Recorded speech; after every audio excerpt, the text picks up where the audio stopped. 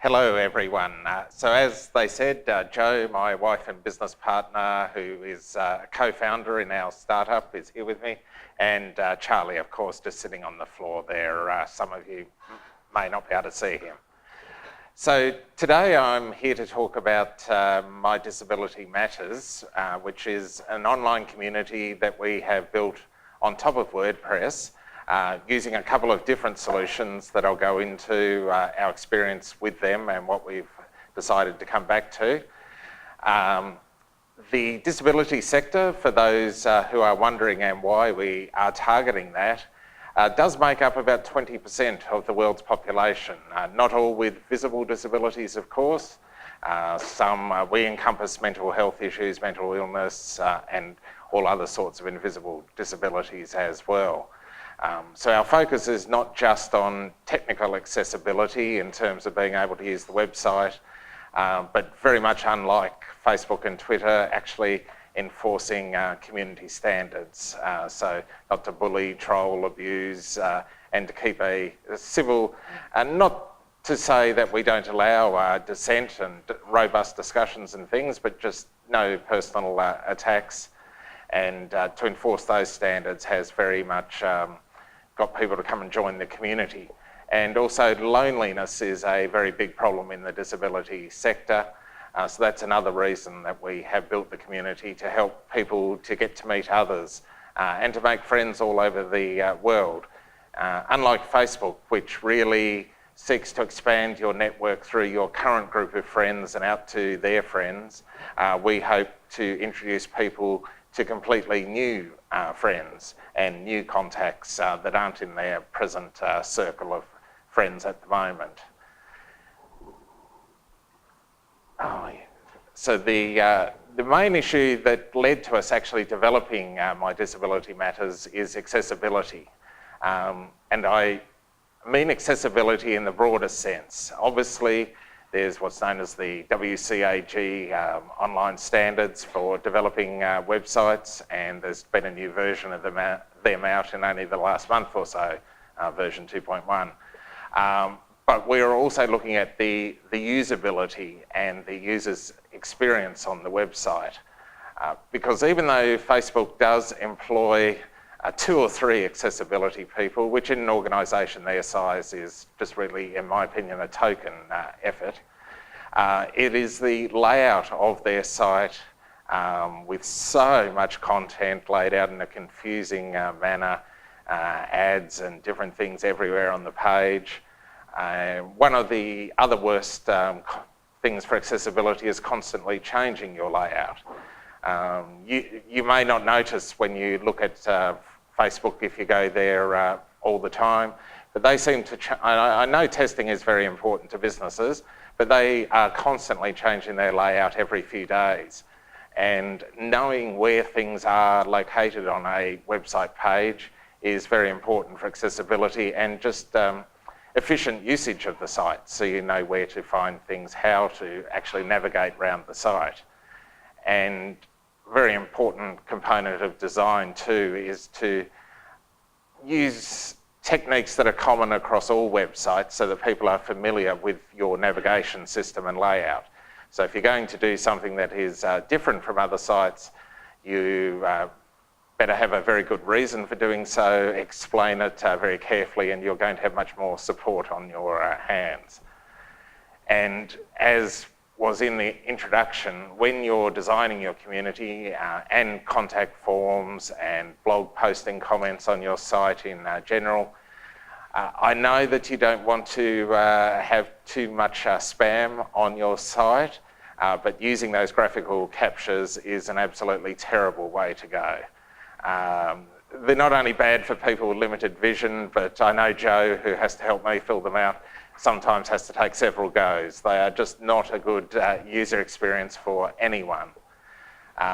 Google has recently, and probably the last 9 months or so, tried to make them a lot better. Many of you will be familiar with what's called Google reCAPTCHA, which is now their older method of producing those captures. They now have, and there is a free WordPress plugin to implement it, what's called the invisible reCAPTCHA. So it operates in the background and it's only if your activity on the site is suspicious and Google thinks you are a robot that it then brings in the captcha and actually challenges you. I mean, it still has problems because many false positives, but it is a lot better. And there is, which unfortunately can't mention at WordCamp, but there is a brilliant non-GPL solution that we actually use on our sites. It doesn't use captchas, and for us it has actually blocked 100% of spam with just no mistakes at all. Occasionally the plugin, if it's accidentally turned off and the spam flows in again, and put it back on and nothing coming through. So, and obviously I won't go heavily into it, but Gutenberg is, when you're looking at your community, do be very mindful and look into accessibility if you're using that to design anything, because it is having quite a few accessibility issues at the moment that I know they will overcome, but they're not going to be overcome by launch in November. So you will need to look into those. And that was actually one of the reasons for us choosing WordPress as our underlying stack for our community, was accessibility, being open source project, and WordPress does have an accessibility team.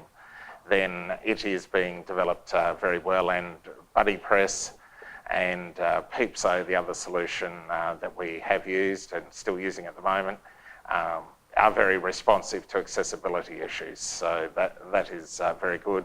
Oh, and just getting back one thing Joe had mentioned to me earlier, just to explain how I, in particular, use the internet and what I mean by a screen reader when I say that, and accessibility.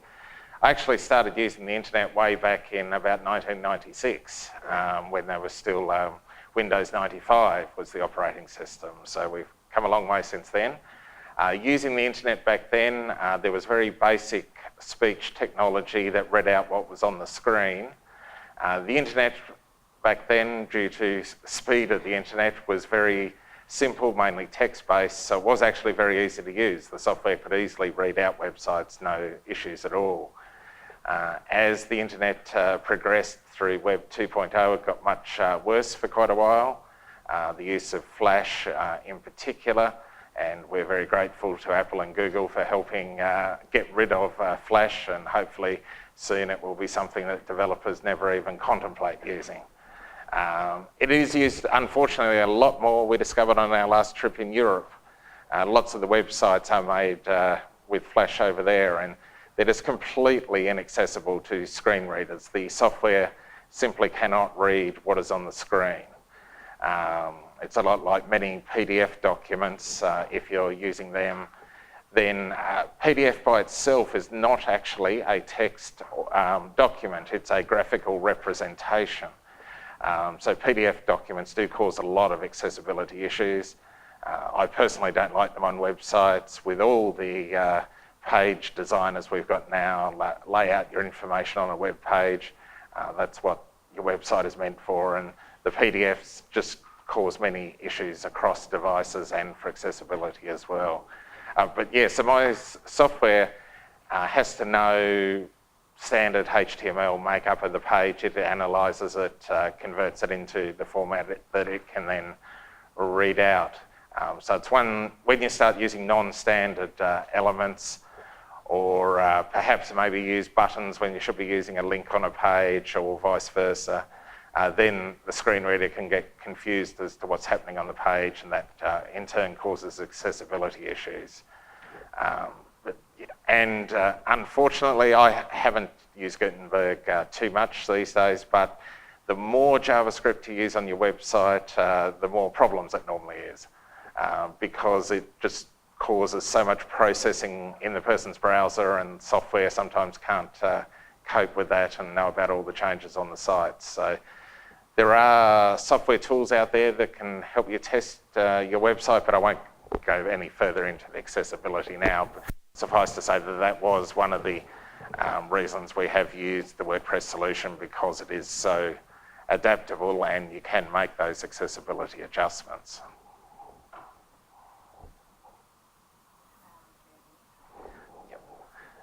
So back to our journey and experience with our community. We started with BuddyPress We have been using WordPress itself since about 2010, so we were familiar with that, and when we wanted to create a community, we first of all started with just blog posting and comments on blog posts, but our network, our sector didn't really like that process for building a community.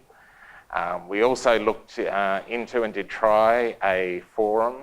Software, BuddyPress was used. And whilst it works well as a forum, again, that is seen by our members and users as very restrictive and more designed to post a question and get answers rather than a social media network like Facebook, where you can essentially post just general daily activities and upload photos and all of those sorts of things, which really aren't designed well for a forum. Now, there are integration plugins for both BuddyPress and Peepso to use forums within your community. We did try that, and from our personal experience, I'd highly recommend against it. Our members just found it confusing because you'd have a group for a topic, perhaps for the NDIS, and then there'd also be a forum. So people didn't know where to post their comments, where to post their questions. You get people posting in both areas, and then the answers were spread out and people didn't see them both. So I think you just really need to choose whether you're going to go down the groups or the forum route. You can turn groups off in both BuddyPress and Peepso, so you could use personal profiles from the social media side and then forums, but we think groups are what people are used to with Facebook, and it's always more difficult to get people to swap and start using something they're not familiar with. So that's why we ended up turning off the forums, just using groups, and people are much more familiar with that, and that has gone much better. Now, as I said, we started with BuddyPress, and that lasted until we were up to about 1,000 members. At that point, we started having many technical issues with hosting and plugin conflicts, bugs, certain plugins for messaging and chat simply timing out or not working when trying to use that many members. And in the scheme of things, perhaps if you're just having a community for your business, then either solution is going to work well for small numbers. But as we were growing, then we did get problems there because the core component with BuddyPress then needed a lot of extra plugins added to it to get the functionality we wanted, to customize things, to get the chat and email and inbox messaging that we needed to give to our members. So it was then that we decided we were either going to have to spend a lot of money on customizations and development work, or we became aware of Peepso, a new community project, and they actually has about 30 now extra integration add-on plugins that do things within the community. And the best part is that as they bring out updates to the whole system, then they are testing to make sure it works with all those add-on plugins and integrations. So you're much more assured that your whole community is not going to break down, and you can do your upgrades with much more certainty. With BuddyPress, the plugins come from many different developers, and that was the particular problem, that they weren't always testing with each other, and when there was an update to one, it might break another one. So I think with BuddyPress, our experience has been to stick to perhaps a couple of the major BuddyPress clubs that are out there that have plugins, some free, some paid, being BuddyDev and BuddyBoss. Both have a lot of good work. And then there are some, of course, Boone, who's the lead developer with BuddyPress, has some excellent free plugins in the repository as well. So our advice is just to stick to as fewer different developers as possible. Now, we have been going with Peepso up until about 3 months ago. It was performing well, but now we've got up to about 4,800 members. It again, despite using very powerful hosting, it has started having severe performance issues. And that's actually been the one major complaint from our members, that the site was too slow or timing out.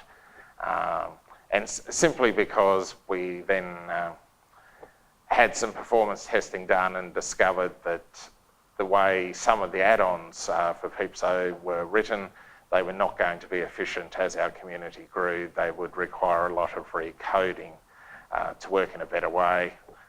And that has led us back to the decision to swap back to BuddyPress starting in a couple of weeks' time, when we've got the chance to do the swap over of our site, redesign the pages, etc. Because BuddyPress has come a long way since we stopped using it. One of the major missing factors for BuddyPress when we swapped to Peepso was the moderation capability. BuddyDev only in the last few weeks has brought out a very powerful moderation plugin to let the community report content, queue it up, have auto content hiding with multiple reports, and all of these features that will make the community much easier to manage. And BuddyPress code itself has been optimised a lot in the last 12 months. So the core component of BuddyPress is working a lot better. We are going to need to still do some custom work, and yeah, that will take some time and money, and being a small startup ourselves, it just depends on budget and finance.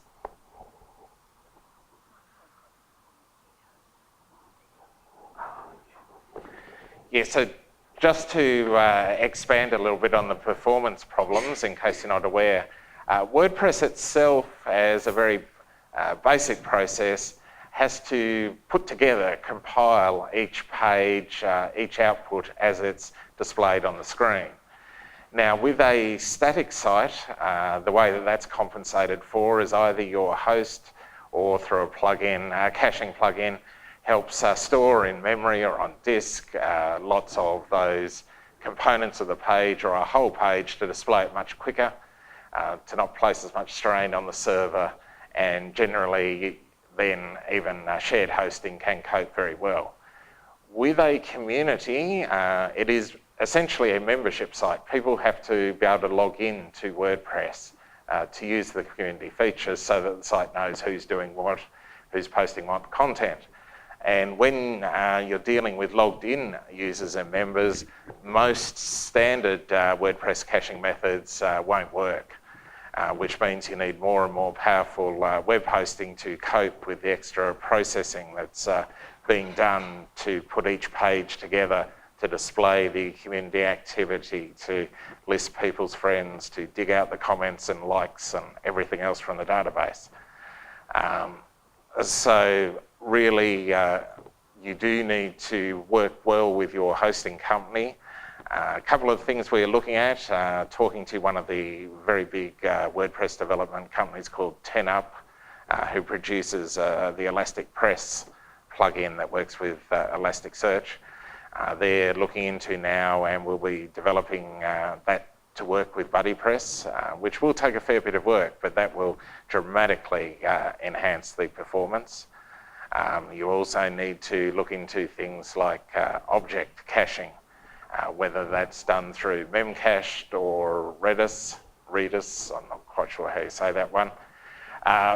Just as an example, on Kinsta, our hosting, before we turned on the object caching, a page might take 20 seconds to load.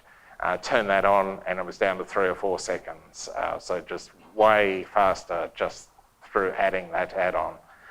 Many shared hosts, of course, can't or won't or aren't set up to let you add that object caching. So that's why you do have to progress to a VPS, some form of dedicated or managed WordPress hosting. And yeah, that's why we're personally at the moment with Google Cloud hosting through Kinsta, and we're looking at moving back to Amazon hosting through Pagely or another company using their technology, just because it's much easier to scale on those cloud platforms.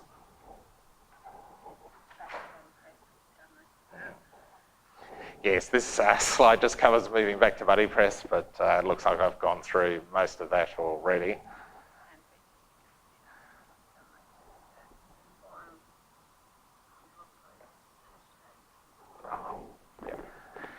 The couple of features there that I hadn't mentioned before, and one of the reasons for using WordPress is that we do have a members blog on the community. So we're still using the blogging components of WordPress. Us as site owners and site members can submit blog posts. We have their posts go into a moderation system and we publish them. But that has been working well, and you can get some excellent plugins to let you have member-submitted posts from front end on your site.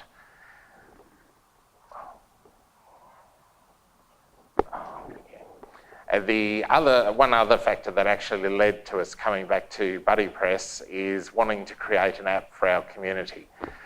The way that internet usage is these days, we have had a lot of requests from members for an app, and WordPress is a very good platform, and it can actually integrate with some app development tools. One in the community is actually called AppPresser that we are going to be using with BuddyPress. The good part is that company AppPresser has actually built the integration with BuddyPress, so you don't have to do all that work yourself. Whereas there is presently no integration with Peepso, which means lots of the community features don't work properly in the app. So these tools essentially run through another theme and some plugins on your site to that the app calls through API or its various back-end methods, and then the content is all managed through your central WordPress site. Otherwise to create custom apps is going to cost a lot of money, whereas this way, of course, all your data stays in sync and people get to use the community. So that's definitely one advantage there of moving back to BuddyPress. Until Peepso does have it on its roadmap to create an integration with AppPresser or another system, but that hasn't happened yet. So that is, as I said, another factor. Oh, yes. Now, the other thing that's technically not part of our Australian law or American system, although it has actually been passed now in California, coming into effect in 15 months' time, is the European GDPR, General Data Protection Regulation System. It is something, though, that you need to consider as a community, particularly because Facebook's been going through so much bad publicity with users' data. That the European system requires, and technically it requires it of any business, whether you're European-based or not, if you're operating with European customers or members. You have to give access to the data, you have to let them edit it, delete it, download it, and Peepso has developed a full integration for that, so members can actually request all of that access and functions themselves, which is very good. BuddyPress, on the other hand, at the moment, is just using WordPress's built-in data privacy tools, which do let you access all the data and export it and delete it, but it has to be initiated by the site admin. So you have to set up a contact form on your site, let a user make a submission, and then you have to go in and manually trigger that process. So that is a downside of BuddyPress at the moment, and there are some major privacy changes coming to WordPress, but unfortunately it now looks like they'll be 5.1 or 5.2. They were possibly happening in 5.0 at the same time, but Gutenberg has taken too much of the development time, and I'd have liked to have seen it done the other way around myself. I personally think privacy is way more important than the page designer when there's alternatives out there, but that is coming, and there is enough to manage at the moment with better management tools coming. And when dealing with members' data, don't forget that you do have many external systems. For example, we use ConvertKit, You might use Infusionsoft or Aweber, and then your help desk software, perhaps your transactional email system, SendGrid is the one that we use. All of those various third-party tools hold members' data, and you need to also have a way to let customers access, delete, edit, control all of that. There is, at the end of the slide, and the slides will all be available afterwards, there is now a plugin called Privacy, WP, that actually integrates with many of those third-party services and adds them into the default WordPress GDPR system, so that when a person does a download or a delete request, it actually takes care of it in all of those systems for you. So yes, we have that on the community so that everything is integrated. Yeah. Just to come back to hosting and to go through our personal experience, in the early days of our online presence, we certainly used a shared web host like many people start with, and that's a very cheap, easy solution. But once we started doing community, we've used the page or Kinsta as very full managed WordPress hosts. The difference that a quality managed WordPress host makes is that when you're taking care of it yourself, you can get very stressed and have to worry about all those technical issues. Once you have a quality managed host, you really don't have to worry about hosting too much, apart from whether upgrades are required depending on the growth of your community and that sort of thing. So yes, it does cost more, but you get a lot more power, a lot more features, a lot more safeguards. For example, Jetpack, who's one of the sponsors here, you need to look at backup systems. They have WordPress, which can do real-time backups of your WordPress installation. Our host Kinsta has an add-on for hourly backups, which we do on the community site. Your more static sites, just daily is fine. And of course, Amazon, you can push your backups onto their storage system and things. And when you're dealing with the community, because one of the features that people want to make use of so much is uploading pictures and files for their friends and sharing all these things that would quickly overload your WordPress hosting account and your database for that matter, then you do need to look into a solution. We use a plugin called Offload Media. It used to be called Offload S3, that takes all our media libraries, so that means all the uploads, off onto Amazon S3. They've now added on other storage providers as well, if you want more choices. Just so that you don't have to overload your hosting, and obviously hosting disk space normally is much more expensive. And then you can offload it and use a CDN provider such as Cloudflare or the Amazons or Google to serve it, so that it's again not stressing your server.